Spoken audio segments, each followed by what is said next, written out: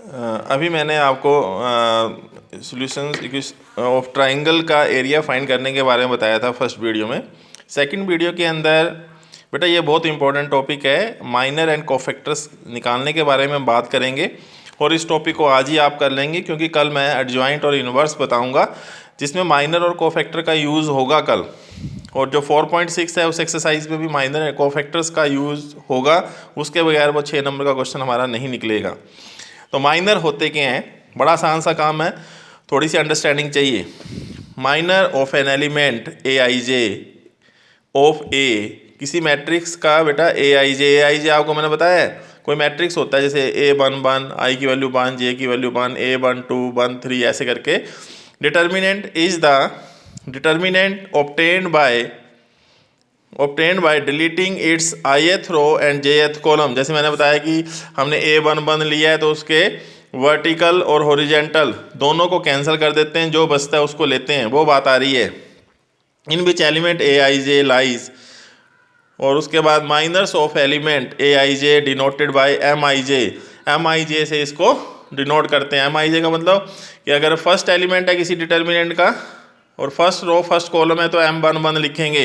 Example, find the minor of all the element of the determinant, जिसमें 1 -2 4 3 दिया है। इसका सोल्यूशंस कैसे करेंगे, इसमें देखो ये A11 है, ये A12 है, ये A21 है, A22 है, तो उसी ढंग से माइनर M11 होगा, M12 होगा, M21 होगा, M22 होगा, 4 माइनर यहाँ निकलेंगे। तो मैंने लिखा minor of the element A I J is M I J, ये तो जर्नल सा मैंने फार्मूला लिख दिया यहाँ से। M11 क्या होगा, माइनर ऑफ A11, A11 क्या चीज़ है, 1 के बराबर, A11 हमारे पास 1 है, तो यहाँ पर फर्स्ट रो फर्स्ट कॉलम, ये कैंसिल क्या बचता है 3, तो माइनर कितना आ गया बेटा 3 के बराबर आ गया। ऐसा भी लिख सकते थे माइनर ऑफ एलिमेंट 1 भी कर सकते थे।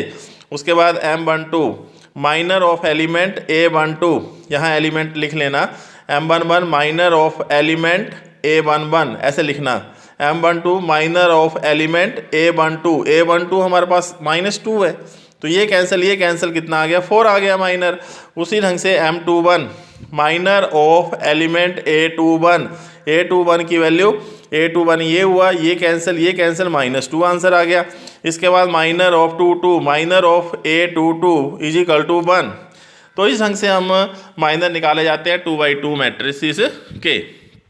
अब नेक्स्ट एग्जांपल है, find the minor of element 6 in the determinant, element 6 in the determinant. तो इसमें आप सोचो कि कौन सा एलिमेंट 6 है, 1 2 3 4 5 6, 6 तो ये है, तो ये 6 कहाँ लाई कर रहा है, सेकेंड रो और थर्ड कॉलम में।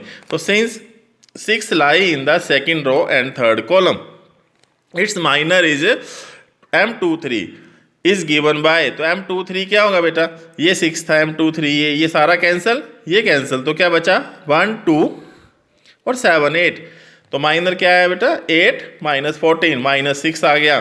तो ये माइनर निकालने का हमारे पास तरीका है। इसके बाद आते हैं कोफैक्टर्स। कोफैक्टर निकालने के लिए cofactor of an element A I J denoted by capital A I J, यानी जैसे माइनर को एम आई जे लिखते हैं, यहाँ कोफैक्टर को ए आई जे लिखेंगे। ये डिफाइंड बाय, ये मेन फार्मूला है, ए I J is equal to -1 bracket लगानी है, ऊपर लिखना है I + j, यानी यहाँ पर जो भी होगा उसका टोटल आएगा और साथ में एम आई जे, साथ में माइनर आएगा। ठीक है, तो ये फार्मूला कोफैक्टर निकालने का है। Find the cofactor of all the element of this, इस डिटर्मिनेंट के सभी का कोफैक्टर निकालना है। तो सबसे पहले कौन होता है बेटा A11 इज इक्वल टू -1, जैसे -1 बताया I + j, तो यहाँ पर 1 + 1 आ जाएगा और M11 आएगा माइनर। अब माइनर क्या होगा, ये कैंसिल, तो 3 इज द माइनर, 3 लिख दिया, और पहले भी हम इसको माइनर, ये 3 वैल्यू आ गई, -1 का स्क्वायर पॉजिटिव होता है और 3 आंसर आ गया हमारे पास। A12 -1 1 + 2 M12 is equal to -1 का क्यूब इंटू 4 इंटू -1 माइनस हो गया और 4 -4 आ गया। इसी ढंग से A21 -1 2 + 1 M21 ये है, तो ये कैंसिल क्या वैल्यू आ रही है बेटा -2, जैसे माइनर निकालते थे, ये माइनर्स हैं सारे, और यहाँ पर ये -1 इंटू -2 2 आ जाएगा। A22 -1 2 + 2 m22, तो -1 रेज़ टू पावर 4 होगा। और m22 की वैल्यू क्या है, m22 तो ये था, है ना।